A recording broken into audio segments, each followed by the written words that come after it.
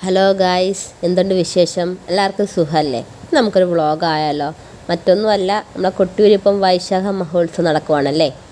ഞാനും ഇന്നലെ നമ്മളെ കൊട്ടിയൂരപ്പനെ കാണാൻ പോയിരുന്നു. പക്ഷേ ഒരു രക്ഷയില്ലാത്ത തിരക്കായിരുന്നു ഗൈസ്. നമുക്കതുകൊണ്ട് തന്നെ ഫോട്ടോസോ വീഡിയോസോ ഒന്നും എടുക്കാൻ പറ്റുന്ന സാഹചര്യമായിരുന്നില്ല. അതുകൊണ്ട് തന്നെ ഞാൻ എടുത്ത കുറച്ച് വീഡിയോസ് ഇവിടെ ഇടാം. ഞങ്ങൾ വെളുപ്പിന് 2:15 ഞങ്ങൾ കൊട്ടിയൂരെത്തി. ആ സമയത്ത് നിങ്ങൾക്ക് ഈ പാർക്കിംഗ് ഏരിയ കണ്ടാൽ നിങ്ങൾക്ക് മനസ്സിലാവും അന്നത്തെ ദിവസത്തെ അവിടുത്തെ തിരക്ക് എന്താണെന്ന്. ഞങ്ങൾ 3 മണിയായപ്പോൾ ഞങ്ങൾ അക്കരെ കൊട്ടിയൂർക്ക് പോവുകയാണ്.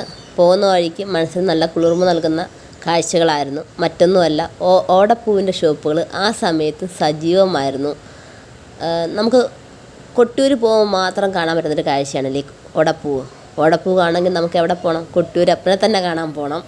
അപ്പം രാവിലെ ഓടപ്പൂവ് കണ്ട് ഞങ്ങൾ അക്കരെ കൊട്ടിയൂർക്ക് പോവുകയാണ്. എനിക്കറിയാവുന്ന കുറച്ച് കാര്യങ്ങൾ കൊട്ടിയൂരിനെ കുറിച്ച് ഞാൻ നിങ്ങൾക്ക് പറഞ്ഞു തരാം. കണ്ണൂർ ജില്ലയിലാണ് കൊട്ടിയൂർ അമ്പലം സ്ഥിതി ചെയ്യുന്നത്. പ്രതിഷ്ഠ സ്വയംഭൂ മഹാദേവനും ശക്തി ശ്രീ പാർവതി ദേവിയുമാണ്.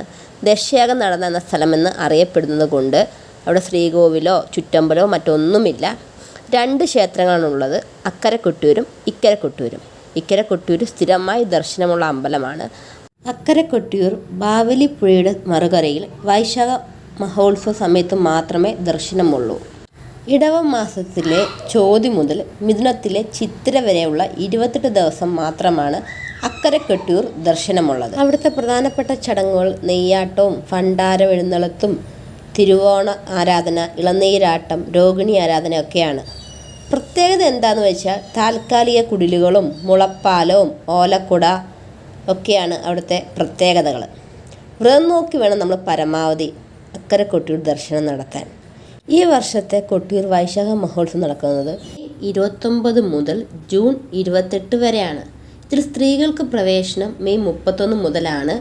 ജൂൺ 20 ഉച്ച വരെ സ്ത്രീകൾക്ക് പ്രവേശനമുണ്ട്. ജൂൺ 20 ഉച്ചയ്ക്ക് ശേഷം അക്കരെ കൊട്ടിയൂർക്ക് സ്ത്രീകൾക്ക് പ്രവേശനമില്ല. ഇത്രയൊക്കെയാണ് എനിക്ക് കൊട്ടിയൂരിനെ കുറിച്ച് എനിക്കുള്ള ചെറിയ അറിവുകൾ. ഇതിൽ കൂടുതൽ അറിവുള്ളവർ കാണും. അപ്പം ഞാൻ പറഞ്ഞതിനെക്കാട്ടി എന്തെങ്കിലും കൂടുതലായിട്ട് കൊട്ടിയൂരിനെ കുറിച്ച് അറിവുള്ളവർ ഈ വീഡിയോ കാണുവാണെങ്കിൽ നിങ്ങളുടെ അറിവ് കമൻറ്റായി എന്നെ അറിയിക്കുക.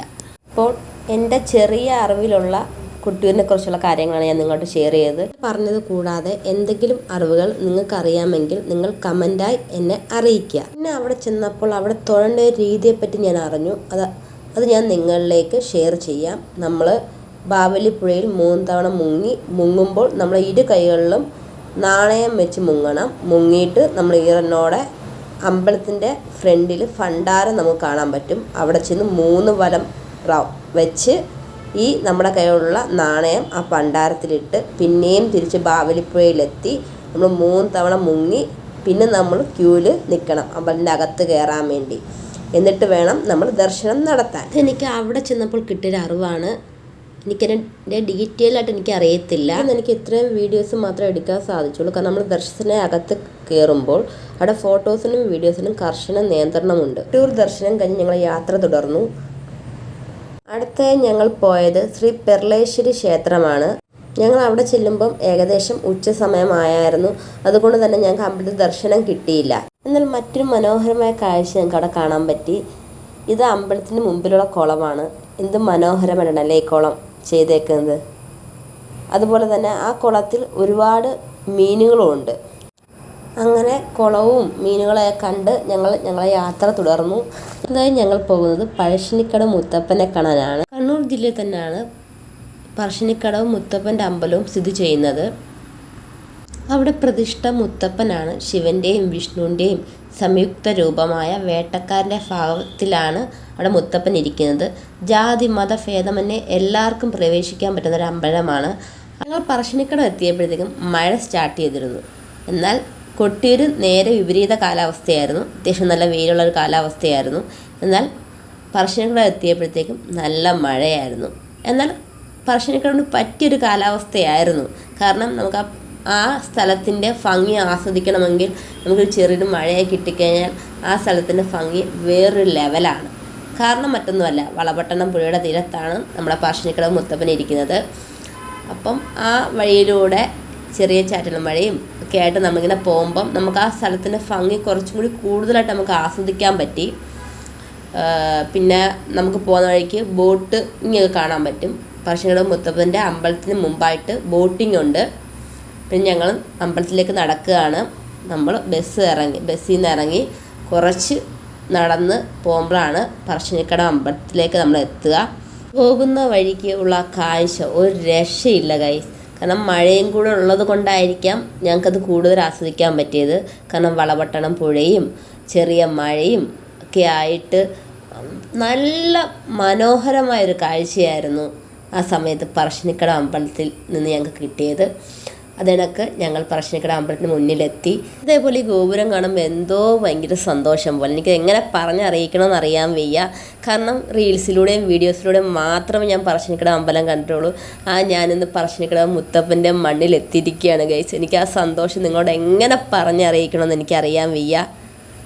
നമുക്ക് ഒരുപാട് കറങ്ങി നടന്ന് കാണാൻ പറ്റുന്നൊരു സാഹചര്യം അല്ലായിരുന്നു അവിടെയും. കാരണം കൊട്ടിയൂർ വൈശാഖ മഹോത്സവത്തിൻ്റെ തിരക്ക് പറശ്ശിനിക്കടവും കാണാൻ പറ്റും. കാരണം ഞങ്ങളെപ്പോലെ തന്നെ ഒരുപാട് തീർത്ഥാടകർ അവിടെയും ഉണ്ടായിരുന്നു. ഒരുപാട് അന്യ സംസ്ഥാനത്തിൽ നിന്ന് ഒരുപാട് ആൾക്കാരുണ്ടായിരുന്നു. അമ്പലത്തിൻ്റെ പുറത്തുനിന്നുള്ള കാഴ്ചയാണ് നിങ്ങൾ കാണുന്നത്. ഇത്രയും ജനം ആ സമയത്ത് അമ്പലത്തിന് പുറത്തുണ്ടായിരുന്നു. ഇതെല്ലാം അമ്പലത്തിലേക്ക് ദർശനത്തിന് വന്ന ഭക്തരാണ്. ഞാൻ പെട്ടെന്ന് തന്നെ പോയി കാലും കൈയും കഴുകി അമ്പലത്തിൻ്റെ അകത്തേക്ക് ദർശനത്തിന് പോവുകയാണ്. കാരണം ഇപ്പം തന്നെ അമ്പലത്തിൻ്റെ ഫ്രണ്ടിൽ നല്ല തിരക്കുണ്ട്. അമ്പലത്തിൻ്റെ പുറത്ത് വേറെയും തിരക്കുണ്ട്. അപ്പോൾ തൊഴുതിട്ട് വന്നിട്ട് കാണാം. കാരണം അകത്ത് ഫോട്ടോഗ്രാഫിയും വീഡിയോഗ്രാഫിയും നിരോധിച്ചിരിക്കുകയാണ്. അപ്പോൾ ഞാൻ തൊഴുതിട്ട് ഇറങ്ങി ഗൈസ്. ഇത് അവിടുത്തെ പ്രധാനപ്പെട്ടൊരു പ്രസാദമാണ്.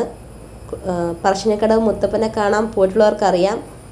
വൺപയറും തേങ്ങാപ്പുളും പിന്നെ ഒരു ഗ്ലാസ് ചായയും കിട്ടും. അതെനിക്ക് വീഡിയോ എടുക്കാൻ പറ്റിയില്ല. ഇനി നമുക്ക് അമ്പലത്തിലെ മുൻവശത്തെ കാഴ്ചകളൊന്ന് കാണാം. ഇത് അമ്പലത്തിലെ മുൻവശത്തോട്ട് നമ്മൾ ഇറങ്ങുമ്പോൾ അവിടെ ഒരുപാട് ഷോപ്പുകളുണ്ട്. ഇഷ്ടംപോലെ ഷോപ്പുകളുണ്ട്. ഫാൻസി ഷോപ്പുകളും ഹോട്ടലുകളും സ്നാക്സുകൾ വിൽക്കുന്ന കടകളും ബാഗുകൾ വിൽക്കുന്ന ഷോപ്പുകളും അങ്ങനെ ഒരുപാട് ഷോപ്പുകളുണ്ട് പറശ്ശിനിക്കടവ് അമ്പലത്തിൽ. നമ്മൾ തൊഴുതിറങ്ങുന്ന വശത്താണ് ഈ ഷോപ്പുകൾ കാണുക. നമ്മൾ തൊഴുതിറങ്ങിയിട്ട് ഇടത് സൈഡിലായിട്ടാണ് നമുക്ക് പയറും ഭഗവാന്റെ പ്രസാദമായ പയറും തേങ്ങാപ്പൂളും ചായ കിട്ടുക.